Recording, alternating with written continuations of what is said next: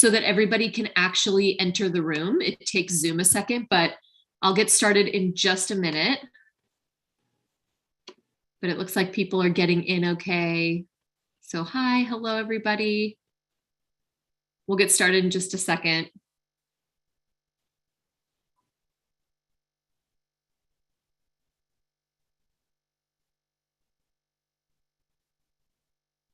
Okay. All right, looks like people are coming in. So we will get started and then everyone else can trickle in as they do. Hello, everyone. My name is Brittany Kerfoot, the Director of Events at Politics and Prose Bookstore, and I'd like to welcome you all to today's virtual book event. Before we begin, I just have a couple of technical details to go over. First, I will be dropping links in the chat where you can purchase a copy of both Kathleen Katz's book, The Daughters of Yalta, or our moderator, Andrew Roberts' upcoming book, The Last King of America. Politics and Prose offers shipping to anywhere in the United States. And if you live in the DC area, we have 3 store locations where you can pick up your book if you don't want to wait for shipping. And you'll see all of that on our website. Also, if you have a question for the author, please submit it in the Q&A space and not in the chat because it's just easier to keep them all in one place in the Q&A. And we will get to the questions in the latter portion of the program. You can submit your questions at any point between now and the end of the event, so feel free to drop them as you wish. Okay, now on to the program. Grace Katz is a writer and historian from Chicago. She holds degrees in history from Harvard and Cambridge and is currently pursuing her JD at Harvard Law School. Her new book, The Daughters of Yalta, recounts the untold story of the 3 intelligent and glamorous young women who accompanied their famous fathers to the Yalta Conference in February 1945, and of the conference's fatal reverberations in the waning days of World War II.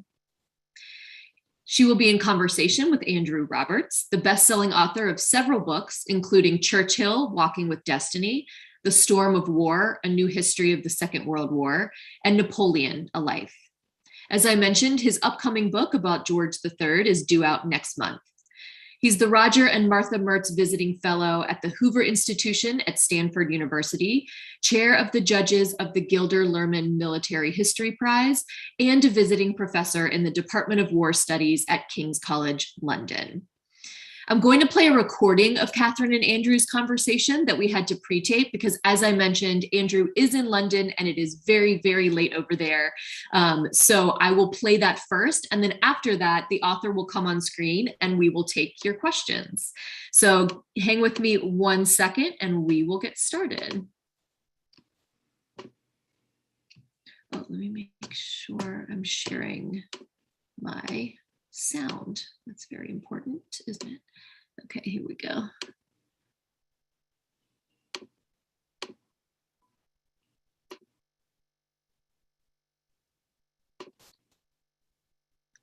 Okay, here we go.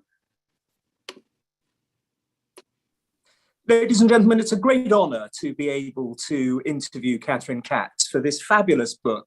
There we go, the Daughters of Yalta. The first thing actually I was going to say was, Kathleen, should it be Yalta like the Russians or Yalta like the British? How do you like to pronounce it? We'll go with the interviewer's choice. Okay, well, I'm going to go down the Russian route in that case rather than the English route. Perfect. Can you remind us, tell us what was happening at Yalta? It's a tremendously important conference, obviously. Everyone's heard of it, but I'm not sure how that many people know exactly what it was all about. So can you give us a bit of background on the conference itself before we talk about the daughters? Absolutely. But first, I just wanted to say thank you so much for taking the time to do this, to have this conversation. It's great fun for me, and I've admired your books for such a long time. So this is really such a treat. So thank you very much. Yalta, I think it's something that people remember learning about in school, but probably haven't thought about in detail for quite some time. And even if they did learn it in school, it usually kind of comes right at the end of the year as the teacher or professor realizes they're running out of time. They still have to get through the whole Cold War in about 2 weeks. And so it's kind of something like the Yalta Conference happens, they drop the atomic bomb, the end of the war. So the Yalta Conference is actually really important because it's coming right at this inflection point in Europe where it looks like the war in Europe is finally going to draw to a close sometime in the late spring or early summer. The Battle of the Bulge has just ended. Germany and the Nazis are really running on fumes at this point. And so the time has come for the three Allied leaders to meet to discuss the end of the war in Germany and specifically what to do about Germany after the war is over.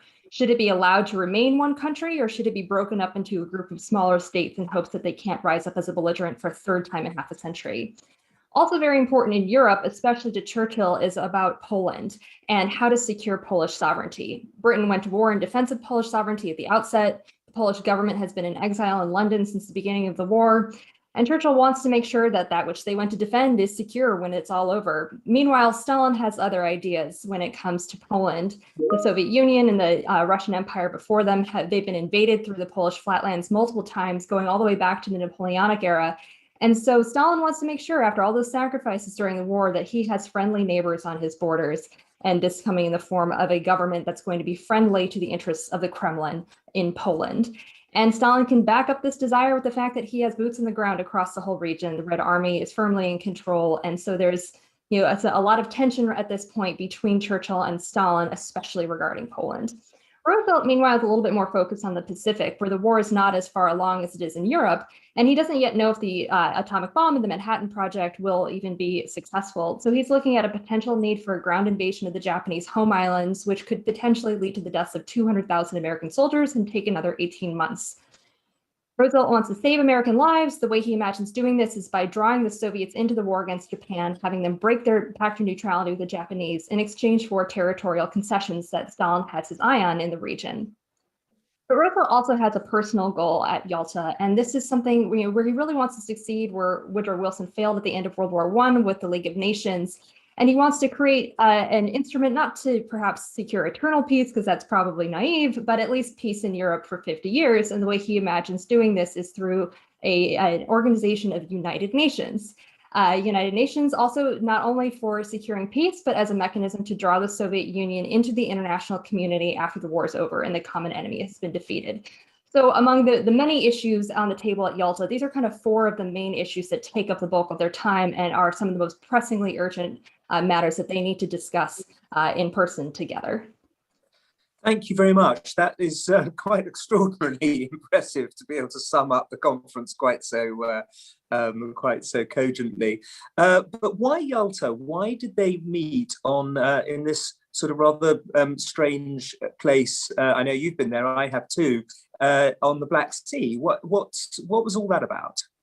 I actually have not personally been able to go to Yalta because I only started working on this book after the hostilities broke out between Russia and Ukraine in the Crimea. And I did look into the possibility of going, but both the State Department and the British Foreign Office said that was not advisable, especially as an American. Actually, do you know, in a way, you haven't missed that much. The Levadia Palace is a nice and interesting place to go, but it has very little. None of the daughters are terribly wound up with the last bits that are there. So don't worry, you haven't missed out a lot. But what I am interested in is just geographically, this place is on the Black Sea. It's, all the conferences up until then have been in places like Tehran and Casablanca and Quebec and so on. What takes them to what was then Russia? Well, the reason that they go all the way to the Soviet Union, to the Black Sea, to the Tsar's former summer palace is the fact that Stalin refuses to meet anywhere outside of his own borders. And he recognizes that at this point in the war, he really holds more cards than do his partners. They want more from him than he needs from them. And so if they want to meet in person, they're going to have to come to his territory. He's paranoid about leaving his security team. He's also has a fear of flying and does not want to get on a plane if he doesn't have to. And so he says to Churchill and Roosevelt that his doctors advise him that it's bad for his health to travel. Meanwhile, the irony is that Roosevelt is actually dying of congestive heart failure at this point. Stalin, by comparison, is perfectly fine. It's just really a pretense for making them come all the way there. And so they decide to meet at Levadia Palace in Yalta because it's really the best of the bad options available to them. There are various places they consider on the Black Sea with limited accessibility. There are floating mines, so they can't get there by ship, so they have to fly most of the way. And it is really kind of the Tsar's palace is the best of the largely destroyed area around it, where the Nazis had Yugoslavia Palace as their Crimean headquarters. And when the Soviets pushed them out, they stripped it of everything that they could carry, even down to the doorknobs, which they could use for scrap metal. So the Soviets have to frantically restock the villa in just 3 weeks after they decide this is where they're going to meet. But of course, there's the famous Churchill quote that if they had spent 10 years looking for a worse place, they couldn't have found one. So that just goes to show how bad the other choices were.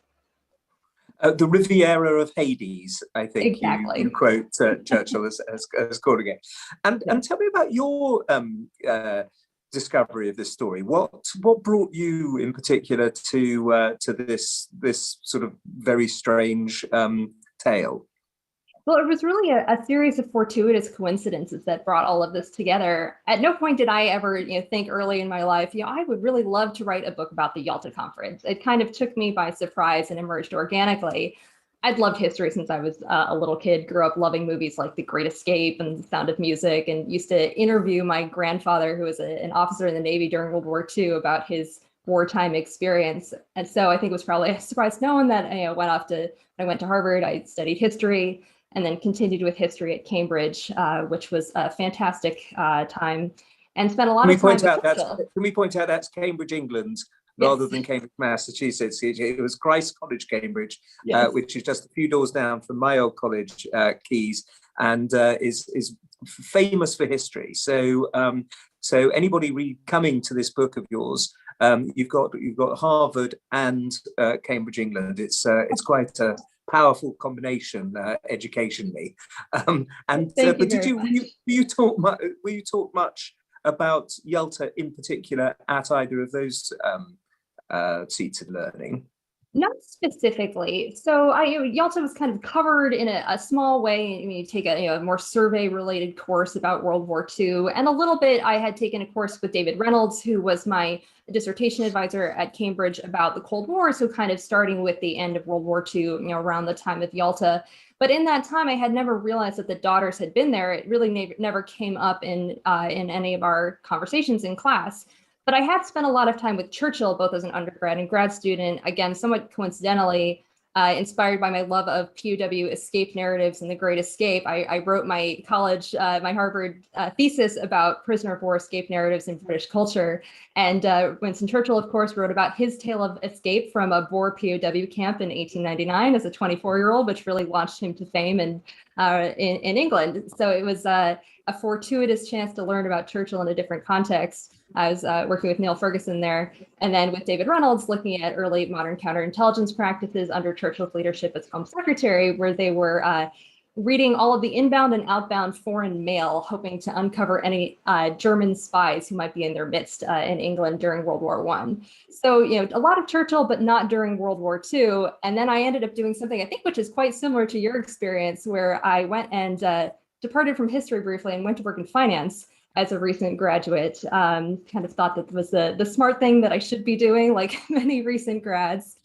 So I left Cambridge, moved to New York, and by sheer coincidence, in the lobby of my office was a bookstore called Chartwell Booksellers, named after Churchill's country home, and specializing in books by and about Churchill. And so I found myself on afternoons, and I just really couldn't take the Excel modeling anymore, and say I was getting a coffee, but I'd really be going to the bookstore to talk about history with the owner of the bookstore. And that's how I met the International Churchill Society.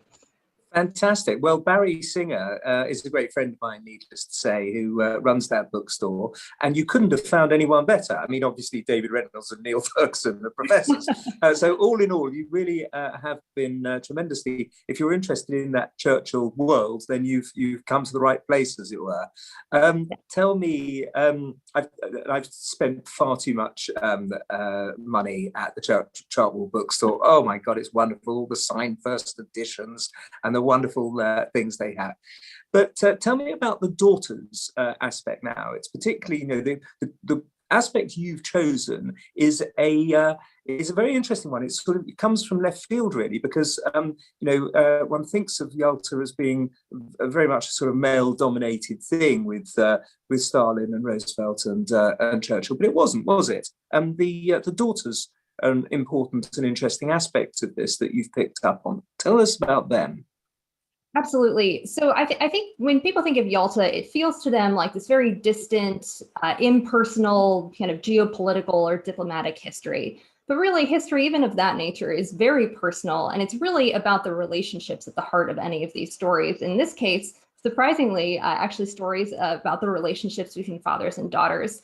And I think that the reason that this stood out to me, again, kind of through this unusual path to writing the story, shortly after meeting the owner of the bookstore, I met the Churchill Society and several members of the Churchill family, and they were about to open the papers of Sarah Churchill, Winston's middle daughter, to researchers for the first time.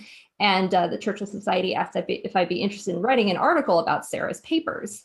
And the reason that I was really keen to do it was not just a chance to go back to Cambridge and learn about Sarah, who I thought was very interesting. I knew she'd been an actress, started a movie with Fred Astaire, but I had grown up walking past this picture of Sarah Churchill every summer since I was a little girl.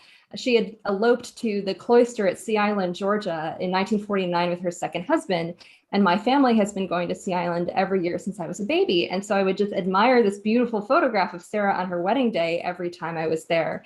And here I had a chance to see her papers and was really struck immediately, not necessarily by her acting career, which of course was very glamorous, but really by the relationship that she had with her father, especially during World War II, which was really very special, where she did serve in the military and had the chance to join him as his aide-de-camp at both the Tehran and Yalta conferences. And she had, of course, before that, led a rather scandalous life, hadn't she? Because she had run off to marry this man, who I'm sure you'll tell us about, and her brother Randolph Churchill chased after her, and it was all tremendously scandalous. It was in all the scandal papers and so on. Tell us a little about her outrageous love life. Yes, well, Sarah, I think she really had a flair for the dramatic and a real desire to make a name for herself on her own terms. She's very stubborn and headstrong. Her family nickname was Mule. And I think a lot of those, because she shared so much of the personality with her father. I mean, they're both fiery redheads. And she, as a woman of her class and era, really didn't have the kind of opportunities that she might have had, compared to her brother. So one of the few things that she felt was open to her was a career in theater, which surprisingly, her father wasn't quite as resistant about as some might expect, perhaps being broken in a bit by his own mother, who was somewhat of a scandalous figure, this American debutante, Jenny Jerome, who wrote plays for London's West End and was rumored to have scores of lovers and a snake tattooed around her wrist. So just becoming an actress was tame by comparison. And Sarah joins the theater. She falls in love with the star of her show, a man who is a good bit older than she is and an Austrian citizen at that point. And so they elope to America together. Randolph, her brother, is sent chasing after her to try to bring her home, but she refuses to come home, and they do get married on Christmas Eve in New York City. But shortly thereafter, sadly, the marriage did break down, and kind of coincides with the beginning of the war and her father becoming prime minister. So Sarah realizes this is her chance to kind of change her life. She decides to join the women's branch of the Royal Air Force and becomes a photographic reconnaissance intelligence analyst, where she's looking at recon photos and making intelligence assessments of these in support of Allied operations, specifically in the Mediterranean. And sometimes she knew the details of these operations even better than her father did, to his great amusement and great pride. And he would brag about her, including to Eleanor Roosevelt, sometimes leaking classified information, which would then get into the press. And then Sarah would be hauled in front of her superiors asking who found out this information. And she could only say, yeah, it was my father. I'm sorry. Tell us about the other daughters. Yes. So Kathleen the other daughters of Yalta, I mean, rather than the other daughters of Churchill. Yes. Let's hear about Exactly. them. So at the time of Yalta, Sarah Churchill is 30 years old. Another one of the daughters is Kathleen Harriman, who's 27. And she is the daughter of William Averell Harriman, who is at that time the ambassador to the Soviet Union, but had started earlier in the war as the Lend-Lease envoy in London, where he became very good friends with the Churchill family. And Kathleen and her father had a unique relationship where they were almost more like business partners or colleagues than father and daughter in a way. And some of this was driven by Averell Harriman, who was one of the wealthiest men in America. He'd been the chairman of Union Pacific Railroad, had founded Sun Valley, the glamorous ski resort, to try to encourage Americans to use his trains out west. And he really invited Kathleen into his world to work alongside him to the extent that it interested him. interested her. She was a great athlete like he was. They were both champion skiers. She had a chance to ski for the Olympics in 1940, but that was sadly canceled. And so it's kind of the spirit of adventure that they shared, which prompted him to encourage her to come with him to London as a war reporter in the middle of the Blitz at the beginning of the war. And it's actually December 7th, 1941 is Kathleen's 24th birthday. And the Harrimans and the Churchills are celebrating her birthday together when they all learn the news about Pearl Harbor. Other people will also remember probably the connection between the Harrimans and the Churchills in the form of Pamela Churchill, Churchill's daughter-in-law, who was around Kathleen's age, who Kathleen quickly became best friends with in London before realizing that Pamela and her father were actually having an affair. Kathleen agrees to cover up for the affair because it kind of secures her place in London by giving some semblance of respectability to the arrangement. But Harriman does end up going to Moscow in 1943, becomes ambassador. Kathleen goes with him, learns to speak Russian, and really becomes almost like an assistant ambassador for him. And she ends up being the American woman who has more access to and experience with Stalin in his inner circle than any other American woman in history.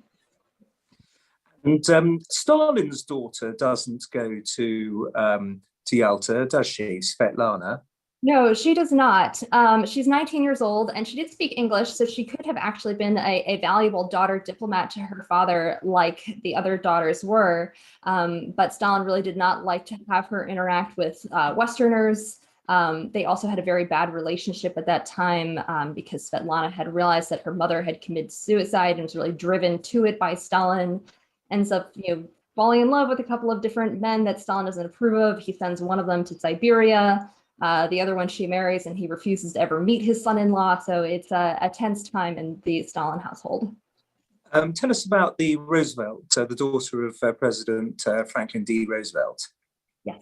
Anna Roosevelt is 38, so she's the oldest of the daughters, and she's also the only mother. She has 3 children at this time. But despite that, she's actually the least experienced when it comes to this sort of world of foreign policy and diplomacy compared to Kathleen Harriman and Sarah Churchill. And Anna had always wanted to travel with her father to one of his overseas meetings, but he'd always chosen to bring one of her brothers instead, really as physical supporters to help him stand and move because he was paralyzed. And at this point, however, something has changed for Roosevelt. Anna ends up moving home to the White House from Seattle, where she and her husband had been working as editors of a newspaper. Her husband joins the army, and so she decides to move back home. And after arriving, she realizes that her father's not well. And so she insists that he have a comprehensive medical exam, and this reveals that he's actually dying of congestive heart failure. Anna and the doctor are sworn to secrecy. They can't tell anyone, and FDR actually never asks what's wrong with him. And I think you can kind of understand the sense of mortality. He doesn't want that to get into the way of winning the war. But Anna kind of becomes the gatekeeper for him, where she's helping to decide who really needs an audience with the president and who can meet with someone else, changing his diet, forcing him to rest as much as a wartime president can, and even sometimes going as far as to take papers out of his inbox at night and distributing them to other people who can take care of them. And so even though Roosevelt doesn't know exactly what's wrong with him, he knows that his daughter is doing something to protect him. So in January 1945, he cables Churchill and says, if you're thinking of bringing your daughter Sarah as your aide for this upcoming conference again, I'm actually thinking of bringing my daughter Anna. So Anna is able to fulfill this lifelong dream of really being that person of great importance to him and kind of this closeness, which she felt that she lost with him when he became paralyzed, and she was really kind of shunted aside at that point.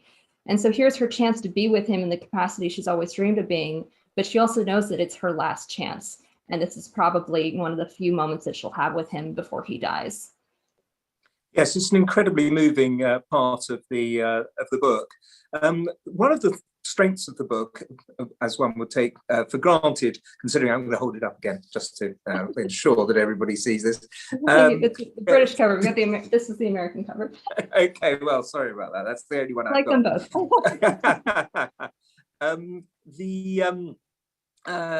Part of the pleasure of reading this book is to see how immensely well researched it is. I mean, you really have covered all of the bases and more for the sources of the Yalta Conference. Tell us a bit about your research, the highs and lows of research. Do you enjoy researching? I do. I really do. It feels like a treasure hunt to me. I don't know. How do you feel about the process? I actually think that that's my favorite part. It's definitely my favorite part is researching. My next favorite part is the publicizing, what you're doing right now, and easily the worst bit is writing for me. How about you? Well, there's no greater joy when the writing is going well and you know you've got something really good, but then nothing more frustrating than looking back at what you wrote the last 2 days and realizing you're going to have to throw all of it out, or an entire half of a draft that you've written that you're going to have to throw all of it out. So tell me the highs and lows of this research process for you. Well, the highs were, being able to be, in the case of Sarah's paper, is really, one of the first, if not the first, to go through them comprehensively and really see her whole life in her own words. I think that her sister Mary has really been the Churchill child who's been the most vocal, really, because she lived the longest and she had the most opportunity to tell her story. But this chance to give Sarah a platform to speak herself was, is really an honor to be able to be the person kind of, putting that out there for her to have a platform. And similarly with Kathleen Harriman, her papers are still mostly in the hands of her family, and they were so generous allowing me to see her correspondence during the war, her scrapbooks, and just to understand, this 27-year-old girl, this is, the exact same age that I was, and what would that feel like to be at Stalin's banquet, asked to get up and give a toast in Russian to Stalin and some of the most terrifying men in the Soviet Union at the time. And so those are really exciting moments, but also the chance to interview people who knew and loved these figures more than anyone else. Kathleen Harriman's children, Sarah Churchill's nieces and nephews, Anna Roosevelt's children. Her daughter Ellie was 18 at the time of Yalta and still remembers it so clearly. As well as Churchill's secretary, Lady Jane Williams, who was so kind. And one of the interviews that I conducted with her was actually in a restaurant in London, which was kind of the hub of the Polish government in exile's social activity and meeting and conversations. So it was really exciting to be able to do that in such a historic location. So it was kind of that perfect inflection point between brand new sources that have never come to light, and really, in the case of the Churchills, some of the last Churchill papers that will ever be opened, and also the chance to talk to the people who really knew them, because I think there's this feeling, especially when dealing with someone like Churchill or Roosevelt, that they become this larger than life figure to the extent that they are almost not human anymore. But then at the end of the day, you realize they're also just somebody's dad. And what would it be like to be their child with them kind of on this precipice between World War and Cold War? So the chance to interview the family and friends really brought that humanity back into a story where I think that it can get lost. And how would you characterize the roles that these three daughters played at the conference? Think of them as daughter diplomats, where they're there not necessarily in the same capacity as someone from the State Department or the Foreign Office, where they're officially speaking for the government, but they do speak with the weight of their fathers behind them, which kind of allows them to go places and deliver subtle, nuanced messages or collect information and bring it back kind of in a way that somebody in a more official role really wouldn't be able to do. And they also have the opportunity to go out into the local community and meet some of the people in the Crimea whose lives have been pretty summarily destroyed by the fighting the last number of years, and whose futures are being reordered by the conference negotiations taking place at that very moment. And they're able to come back and tell their fathers about what they've seen kind of this outside world beyond this glamorous facade that the Soviets have created, this really artificial sense of glamour kind of within the palace walls.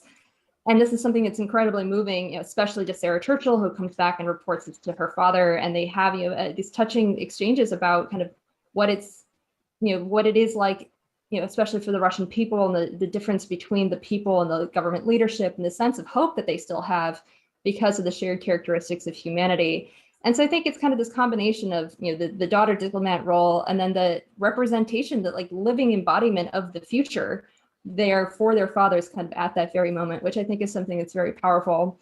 But I also like to kind of think about their role in a way that's somewhat similar to a role that we play, or we have someone who plays that in our own lives, with this really kind of that individual who that you can't get along without. It's hard to put your finger on exactly what it is that they do, and that role really rarely leaves a paper trail in history, but it when you see it, and that you can't get along without it, whether it's celebrating the highs of life, seeking solace, comfort, or counsel in the lows or moments of self-doubt, And so that is kind of a role that is present in all of our lives. And so to have a chance to shine a light on some of those unsung heroes who don't often have their stories told, it was something that was really special to me and that I'm very glad to have had the opportunity to do. Of course, there were also some unsung villains, weren't there, at Yalta? You mentioned earlier in your talk, in your answer to me about the German spies, but there were Russian spies working for the Americans, weren't there, at the time? Alger Hiss, of course, being the most prominent. I don't know if Harry Dexter White was there, but you've got some pretty nefarious characters working. Presumably, none of the daughters got any whiff of that kind of thing going on. They didn't have a whiff of the espionage. Yes, Alger Hiss was there, and he was actually one of the very few State Department officials who Roosevelt brought with him. Chip Bolin, who would go on to become one of the wise men of the Cold War, is really only there in the context as translator, and George Kennan, who is Averell Harriman's deputy in Moscow, is left out entirely. Roosevelt is not especially keen on the State Department. He feels that they're kind of nannies and cookie pushers, as he and Harry Hopkins uncharitably call them, getting in the way of building that personal bond he hopes to build with Stalin to solidify this relationship between them after the war is over, to try to have this continued working relationship. And so he actually leaves some of the Soviet experts behind, like James Clement Dunn, who's Hiss's boss, and instead brings Hiss along as kind of a jack of all trades rising star in the department. Unbeknownst to him, of course, he is actually a Soviet spy and had been working with the Soviets since the 1930s. But there are some other kind of more overt villains there, especially Lavrentiy Beria, who is the head of Stalin's secret police. He's there overseeing security and preparations for the conference. And he's someone who's not known to the Americans and the British kind of, visually. He's always in the shadows, and Stalin brings him out for this grand banquet towards the end of the conference. And FDR asks, who is that? And Stalin replies, this is Beria, he's our Himmler, which is horrible and creepy. And you get a sense of the, and true.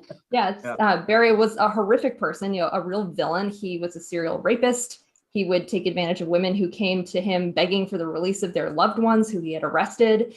And while he can't do that overtly to the daughters who attended the Yalta conference, there are some kind of creepy moments where he is making inappropriate comments to one of the daughters or trying to encourage one of them to drink more, and she kind of outsmarts him by tossing her vodka in the potted plant behind her and refilling it with water. So there's a little bit of the stance. They kind of know who they're dealing with, but not the whole story. Meanwhile, he's actually brought his son to the conference as well.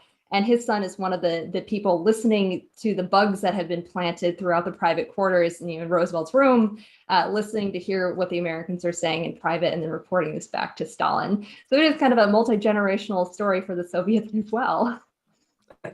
Tell me, what surprised you the most when you were working on this book? What was the sort of moment when your jaw dropped?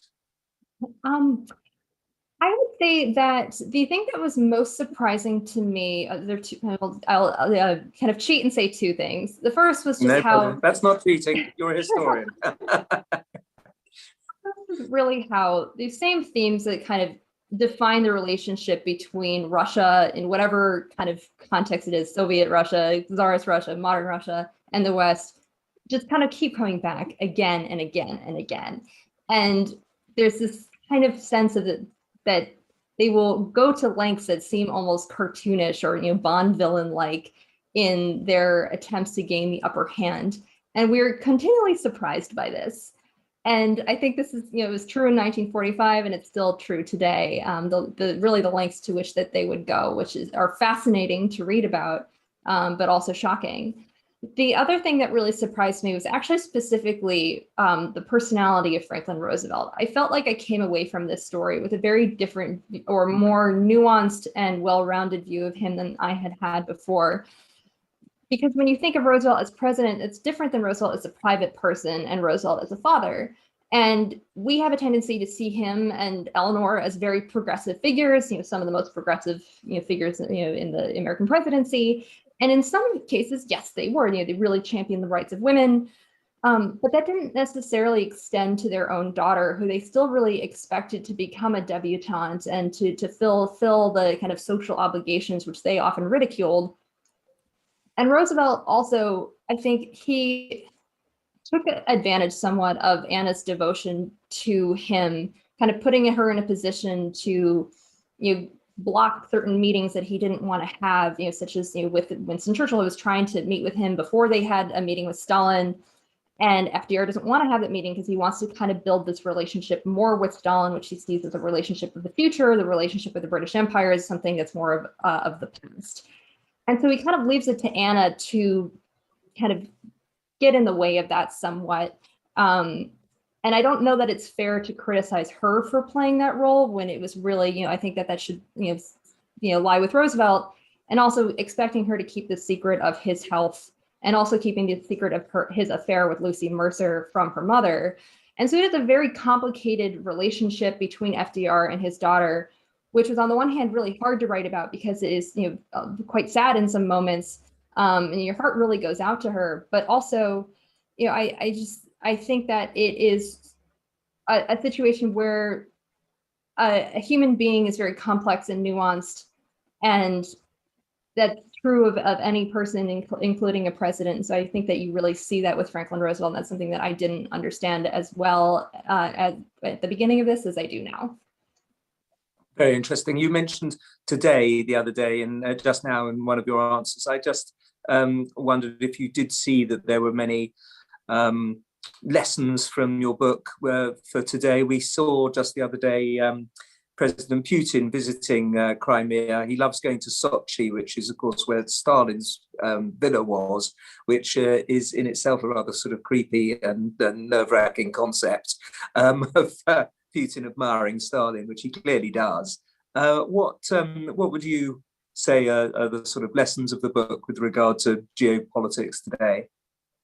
Well, I think the relationship between Russia and the West, as I mentioned, specifically this kind of constant temptation that there is for the American president to build a personal bond with the Russian leader.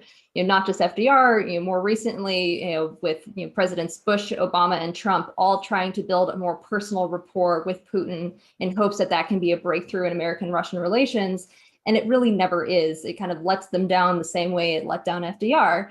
And I think that it's a good reminder. And I love the way that George Kennan put this in a note that he wrote to the Secretary of State in preparation for Yalta, where they were asking for some information about the Russian bureaucrats or the Soviet bureaucrats under Stalin, who they would be meeting with at the conference. They're asking for any kind of biographical information that can help to build rapport.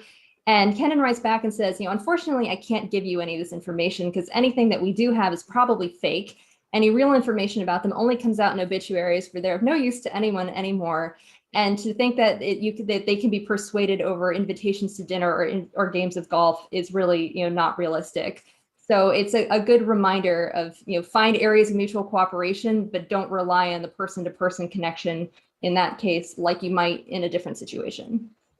And to quote a different situation, I hope you'll agree, the Anglo-American amity that one sees at the conference. It's of course, as you mentioned earlier, Roosevelt was very much swinging towards Russia, the two superpowers that were going to exist after the war. He'd been doing that since the Tehran conference, where Churchill felt a bit frozen out by FDR. Have you got any thoughts about what Yalta meant for what we in Britain at least like to call the special relationship?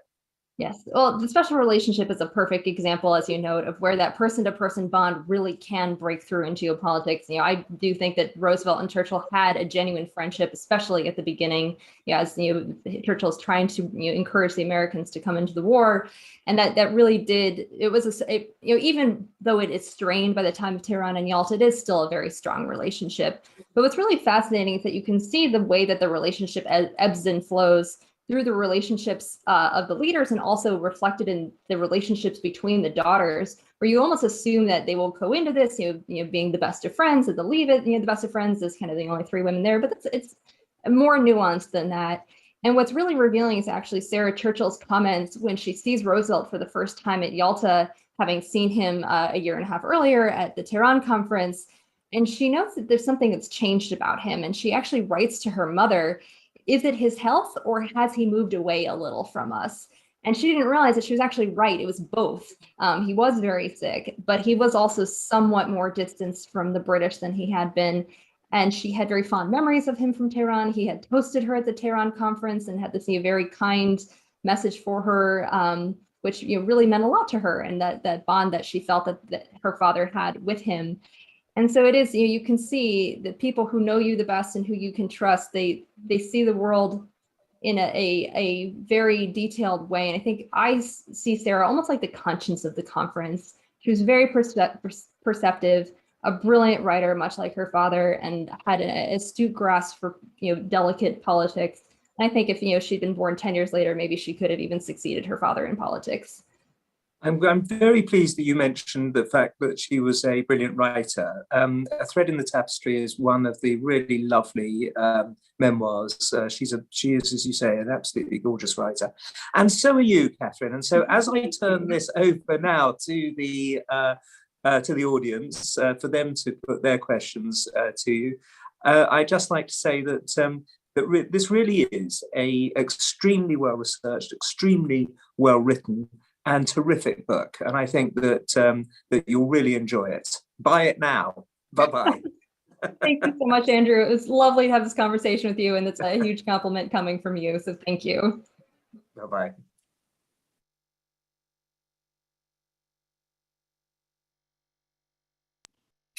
Okay, I'm going to bring our author back up on the screen, and we will hey, Catherine, and we'll take some audience questions. You guys, oh my gosh, there are so many questions in here. Someone is asking if we'll post the video somewhere. Yes, we will. If you go to YouTube and you just search Politics and Prose, we're actually already live on YouTube from Zoom. And so it'll be there anytime you want to watch it. So there we go. Okay, let me look through some of these questions. Okay, let's see. Okay, an anonymous attendee says, thanks so much for this session. Catherine is one of the most fun and awesome historians under age 60. And she just served as host for the annual International Churchill Society in London. It is fascinating that FDR's daughter kept his secrets about his health and his extramarital activity. My question is, can you share why FDR's daughter protected his secrets? And what are your thoughts and opinions on that? And she says, we loved this book and the audiobook. Well, thank you very much. I really appreciate it. It's incredibly kind. And thank you for your question. The relationship between FDR and Anna is one of the most complicated in the book. And it was certainly the most challenging to write about because of how emotionally difficult it was to just kind of be an observer watching Anna Roosevelt try to grapple with this devotion that she feels for her father, which she's had since she was a little girl, and has been desperate to rediscover and recover in a way, kind of in a sense, it became something even more than it probably might have been when she was a little girl. And the ostracism in a way that she felt after he had polio and she was really pushed aside, sent away to school, not part of his inner circle anymore. That was something that she was desperate to overcome. And yet at the same time, that puts her in the position of having to betray her mother, specifically by keeping the secret of his affair with Lucy Mercer. And on that secret, I believe that she was so willing to do that because she was desperate to do anything to literally keep her father alive. There was no cure for congestive heart failure at the time. All she could do was try to encourage him to get more rest, to relax. When you're the wartime president, that's incredibly difficult to do. And so she felt that allowing him time alone or in a small group setting with Lucy was one of the few ways that he could relax, even just for a little while. And if that was something that was going to prolong his life, then she was willing to do that, even though it did mean betraying her mother. And she did write about that later in life and how she really struggled with it. And I think it was something that continued to haunt her throughout her life. On the subject of keeping his health a secret, I mean, that I think she saw and the doctor saw really as almost elements of national security for the good of the country. Nobody could know that he was sick. They didn't want that to jeopardize his relationship with leaders abroad, with others domestically. And the thing that was just so hard was that he didn't take any of that knowledge on himself. And he didn't ever ask the doctor what was wrong with him. And so it really is, really tragic that Anna has to be the one who keeps the secret. And unfortunately, Eleanor really just can't bring herself to see how sick he is. So it is really tragic. And the relationship between them, I think, while it was the hardest to write about, it was the area in which I felt that I was able to grow most as a writer. Just so everyone knows, I finally put links in the chat for both Catherine's and Andrew's books, so make sure you check those out. The paperback of Daughters of Yalta is out tomorrow, so you can pre-order it. Rob asks, why was this book so important for you to write? And having written it, do you hope it'll be important or useful for any of our national leaders today? Absolutely. It was important for me to write because I felt like in a way, I felt like the daughters found me. I found this story while I was working in finance. I was thinking about applying to law school. I had submitted my applications for law school, and the story just kind of kept growing. It started as an article, and then I realized, how fascinating Sarah Churchill's life was, and that her role at Tehran had inspired the other fathers to bring their daughters to Yalta. And the Churchill family kindly helped me connect with the Harrimans, and they connected me with the Roosevelts. And so it kind of just was this, it started to mushroom. And I knew that if I didn't tell this story, it was something that I would always regret not doing. And I also felt like I had almost like a duty to put it out there and to help these people who had really kind of in a way been lost to history speak for themselves again. Whether it's because people didn't know that they were involved and didn't appreciate their efforts. And also, if people do know their names, sometimes for Kathleen Harriman, it's in the context of her father's affair with Pamela Churchill, and Pamela's really kind of gotten in the way, I think, of people appreciating Kathleen's real contributions. But also just quite simply, I was 27 when I really began this in earnest. That was the same age Kathy Harriman was. Now I'm 30, and that's the same age Sarah Churchill was. And so I think it just was very personally meaningful to me to be able to do that. And really also an honor to not only have access to brand new sources that nobody had seen before, but to be able to do the story justice, I hope, in the way that I wanted to.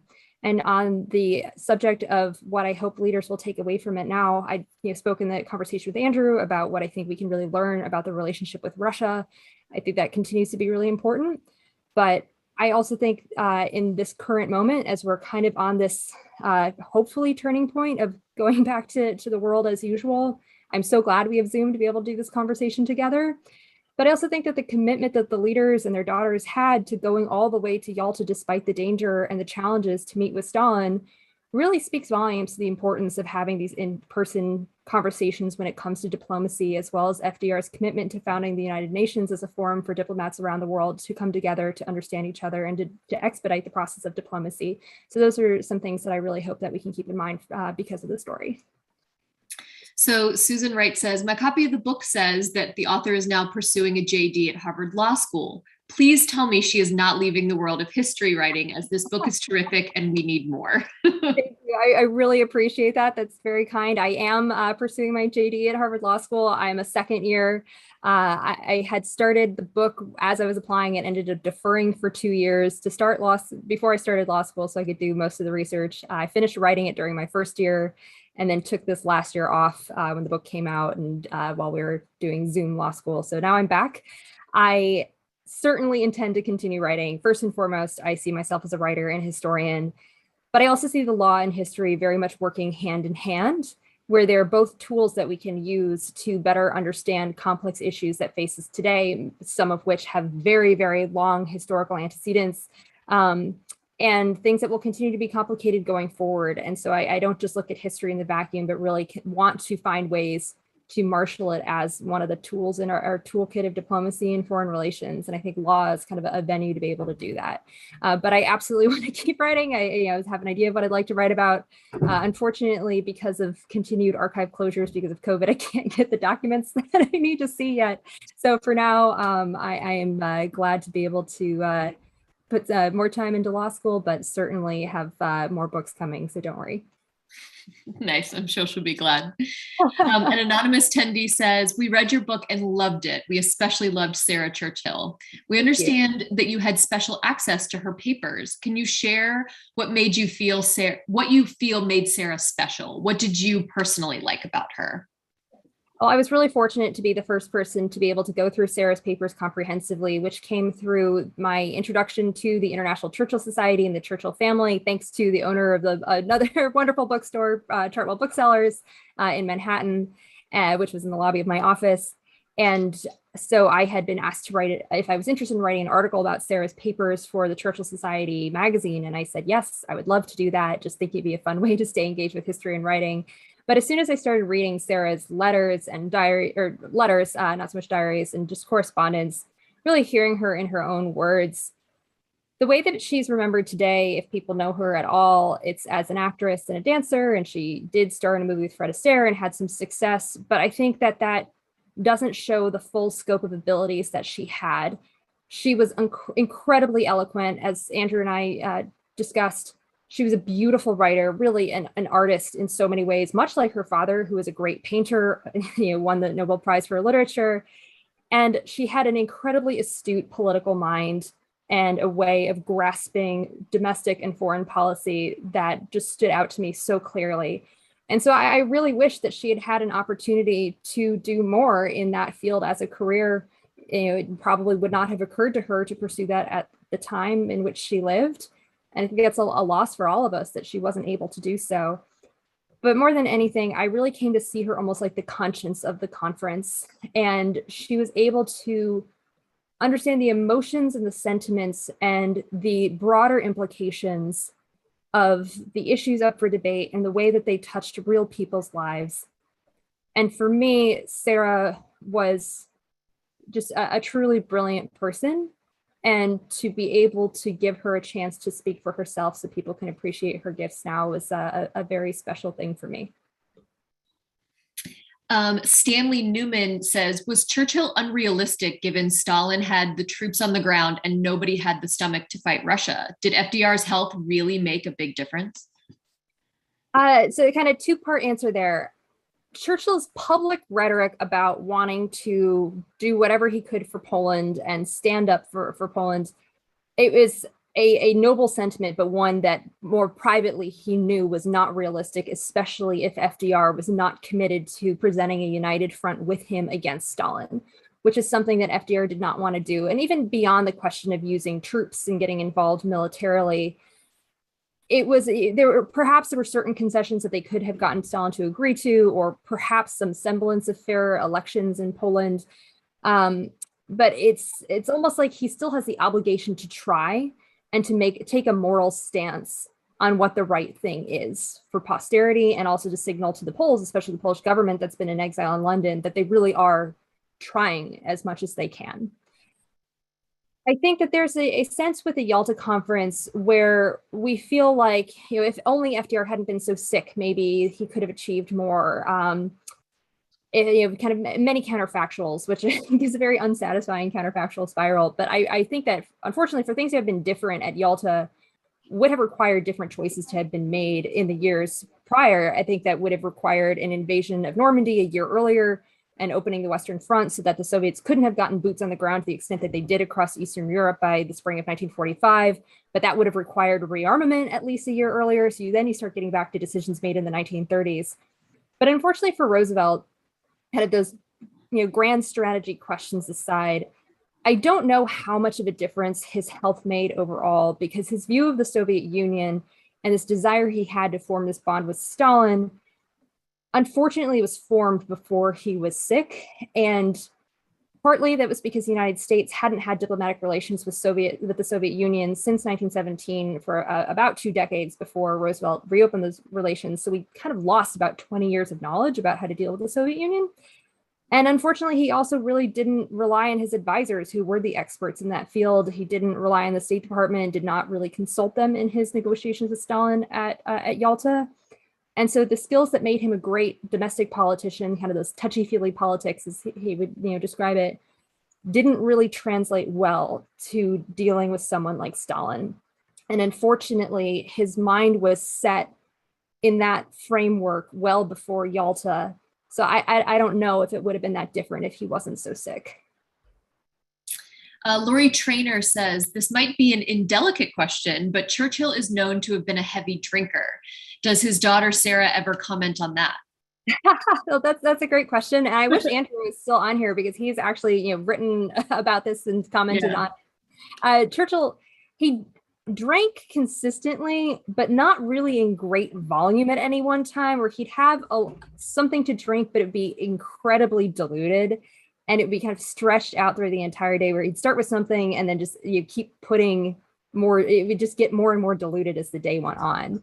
And there are only, I believe Andrew has said, only 2 recorded instances where Churchill was known to have been drunk.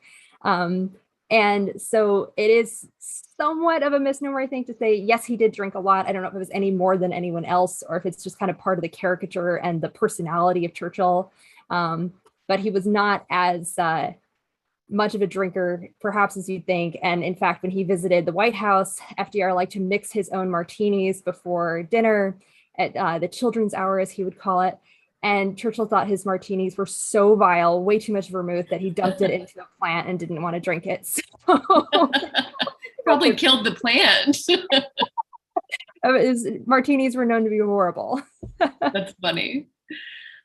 Stafford Ward says, prior to World War II, Poland was a dictatorship where the UK declared war with Germany. However, Czechoslovakia was a democracy where no Western powers came to its rescue.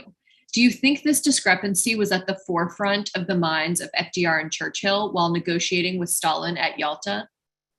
I think their negotiations with Stalin at Yalta were, I'd say, almost more regional than country specific, where you may be familiar with the percentages agreement that Churchill made with Stalin without FDR several months prior, also known as the Naughty Agreement, where he and Stalin agreed that Britain would have 50% influence here, and Soviet Union 50% there, 90% of Greece would be British influence, 10% Soviet influence.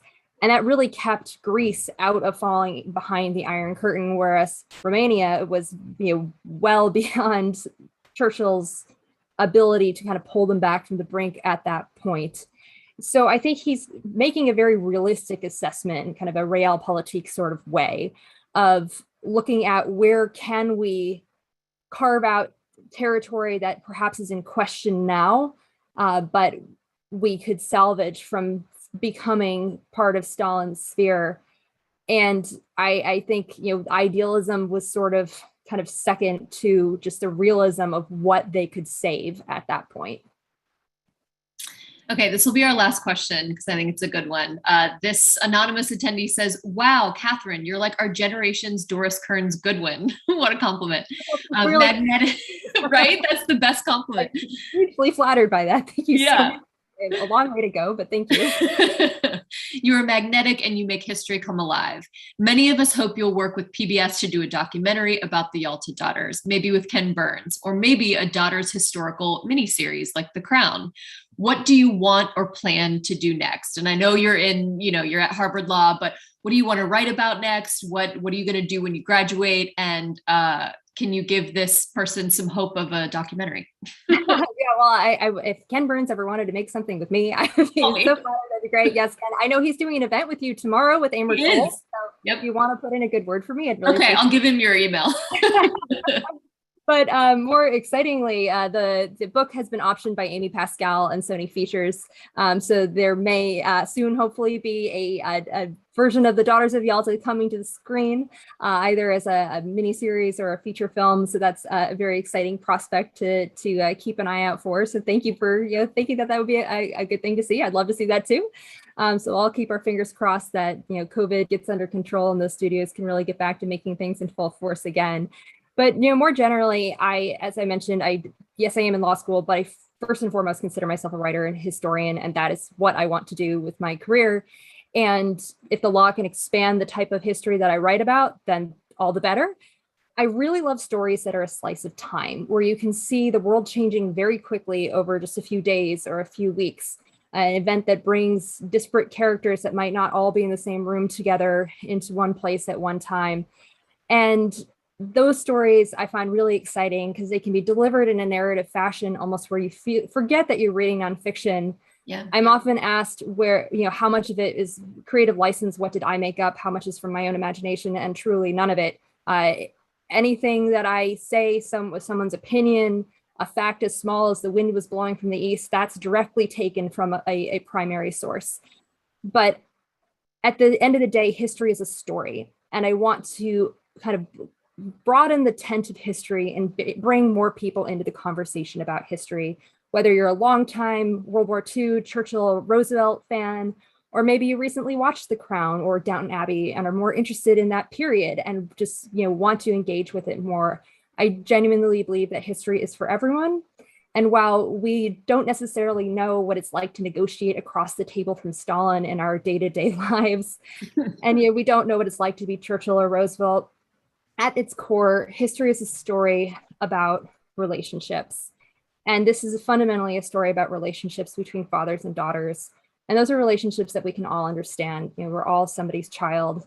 Many of us listening tonight, not me, but many of you listening tonight are somebody's parent. And I think that when we can put history in those more personal terms about relationships, that's where we really can see the story unfolding and how it does relate to all of our lives. So that's what I very much hope to do in my writing career. That's awesome. And I mean, so many people were commenting in the questions. They've already read the hardcover and they absolutely loved it. And like I said, guys, the paperback is out tomorrow. The hardcover is already out. Politics and Prose carries both of them. So get your hands on them. The holidays are coming. So if you have a history buff in your life, this is the perfect gift. So buy that now. For dads, daughters. Exactly. I also put a link to Andrew Roberts' book that's coming out November 9th, The Last King of America, and we're hosting an event with him as well. So I will email everybody the link to that event if you'd like to check that out too. But Catherine, thank you so much. This has been so informative and so entertaining. Everyone on the Zoom seemed to really enjoy it. So thank you for joining us. Well, thank you so much for having me. I had a wonderful time. Politics and Prose is a wonderful bookstore. I will be in DC soon myself, so I will say I will, very soon be so lucky to have you as part of my community. So thank you for having me, and thank you to Andrew for joining me for this conversation. This really has been such a pleasure, and thanks to all of you for listening. Yeah, good luck with law school, and we will host you for the next book that you write once those archives open up. Thank you very much. I appreciate it. Have a great night. Good night, everyone. Stay well and stay well read.